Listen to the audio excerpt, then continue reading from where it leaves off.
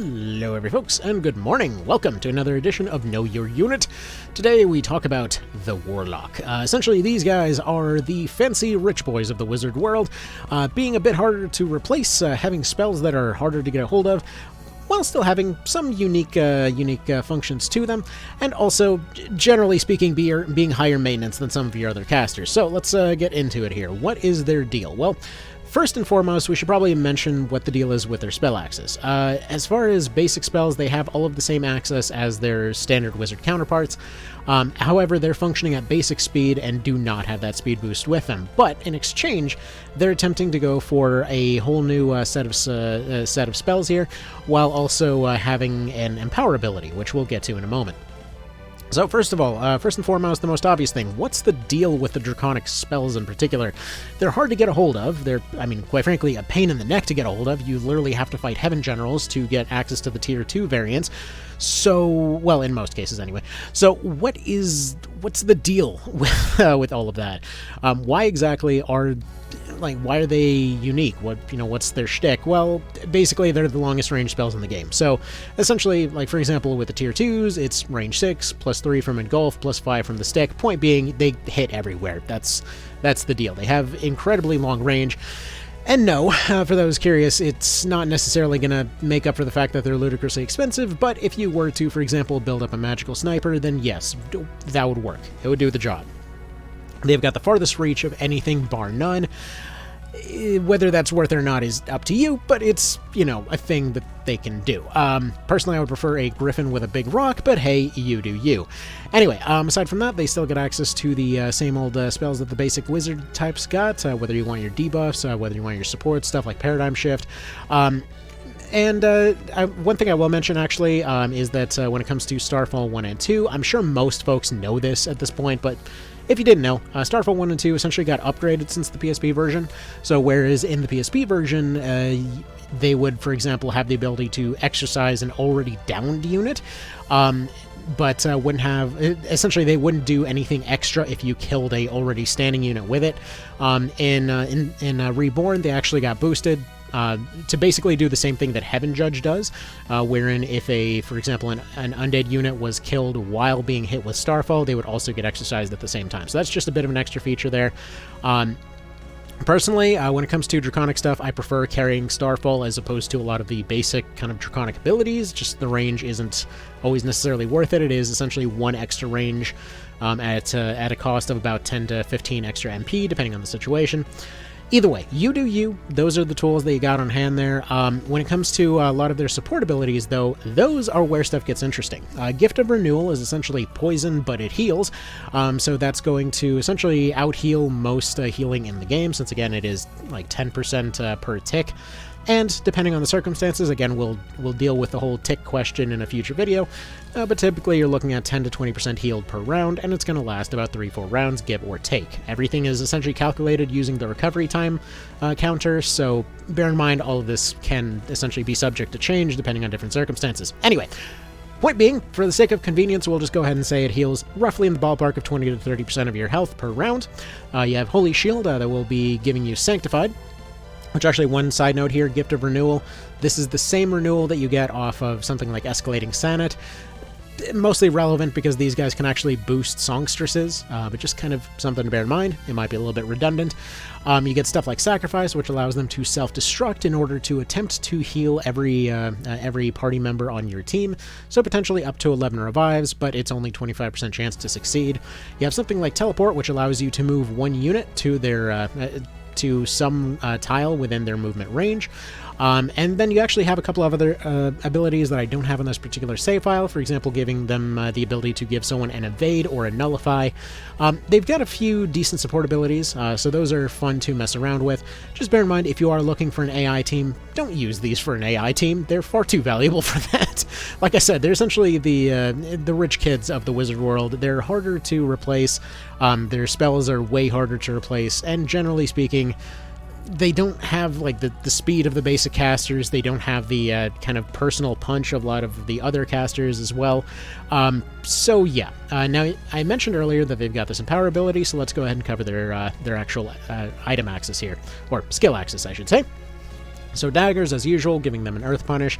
Hammers, as usual, coming with ice, fire, and lightning if you want it. Cudgels coming with an enfeeble or some multi-hit moves, as well as a stun. Spellbooks are going to be a bit more interesting in that they actually give you access to a few extra kind of big boom moves. I believe I have at least one of those on somebody, probably, maybe, kind of, sorta. Apparently not. Okay, cool. Well, fantastic showcase of that thing that we're not showcasing. Do none of you have books? For real, none of you have books at all. Like, that's just not a thing that we did. Okay, whatever. Fine, I guess. I guess just no books in this particular case. You, I believe, had books. We can just go ahead and take a quick peek at those particular finishers. I'll just give you a book right here. And by the way, before somebody brings it up, no, the Shaman is not 30 RT faster. It is because this lady is currently naked. Anyway, so... gives you access to a lightning punish right here, as well as giving you access to a light punish. So, either way, that is what it is, as well as a multi-hit, as well as whatever on Earth it is that Eviscerate does. I don't know. I usually only use the 2 elemental punches on those, but let's move on with their skill list here. As per usual, they get access to their Meditate, Concentration, and Engulf, because they are a caster, so of course, they get access to Insight. I'm sure somebody will eventually use that on them. Petrify and Charm. As well as Control Golem, which, something to point out here, is that golems are not just golems. Golems are also, golems. So, pumpkinheads are a lot more varied than basic golems. Like, basic golems, they're fine, they're all well and good, but, pumpkinhead golems are able to do a lot more. So, for example, if you ever wanted to have a berserker, with Berserk and Empower Golem on them at the same time, there's that. Though I will say there does seem to be some funky interaction, where if you have Sanguine Assault and Berserk activated, sometimes it'll happen that that Empower Golem will just refuse to roll for whatever reason. So just kind of something to bear in mind there. But yeah, Empower basically, I believe it improves their... I believe it causes them either to ignore 50% of defense or boosts their attack value by 50%, something along those lines. So yeah, Empower Golem can be pretty darn strong on a on something like a Pumpkinhead Berserker. Something like Golem's Bane is... I mean, it exists. I mean, golems aren't exactly the biggest... Like, regular golems aren't exactly the biggest threat in the world. So that's kind of there. You have Gorgon Key, which allows you to sacrifice one of their other skill slots for the ability to get rid of Gorgon Lock. It's a handy enough counter in those situations in Palace of the Dead where it's something that you might run into, but this isn't really something that you carry around for your day-to-day.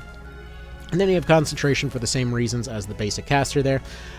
So either way, that's kind of how that goes. Now, as far as replenishing these guys, again, you have to go through either through Deneb's shop, or you have to get them at very specific locations, like for example, other Warlocks in the Wildwood.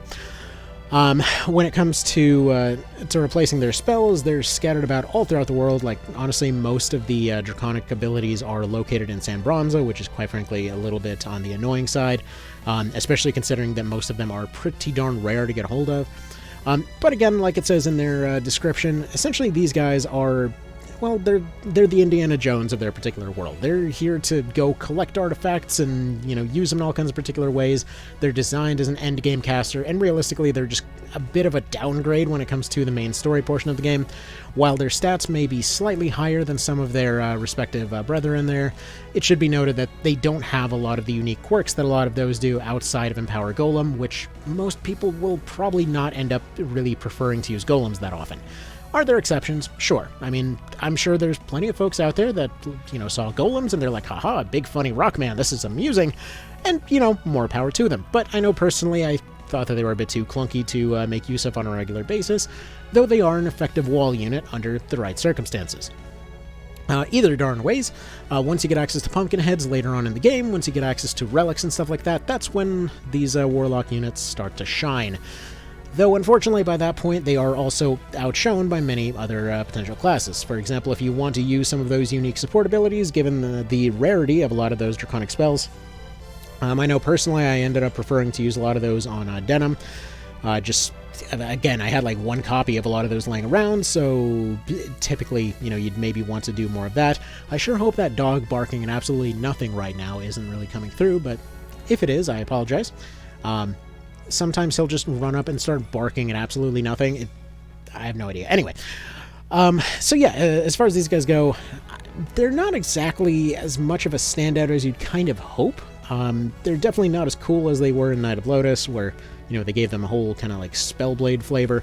And at least this time around they can parry, unlike the PSP version, so they're better. It's just their gimmick is a little bit, I guess, it's done better by other units, I guess. They are probably going to be one of the better kind of draconic basic casters and stuff like that.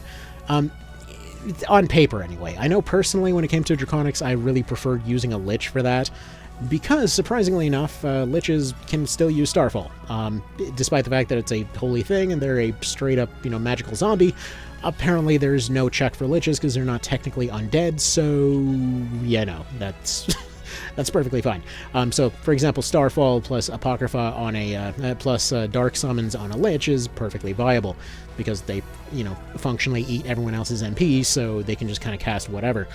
These guys are more reliant on having their standard MP stocks. Having something like a Meditate plus an MP stick is, you know, perfectly fine as a standard.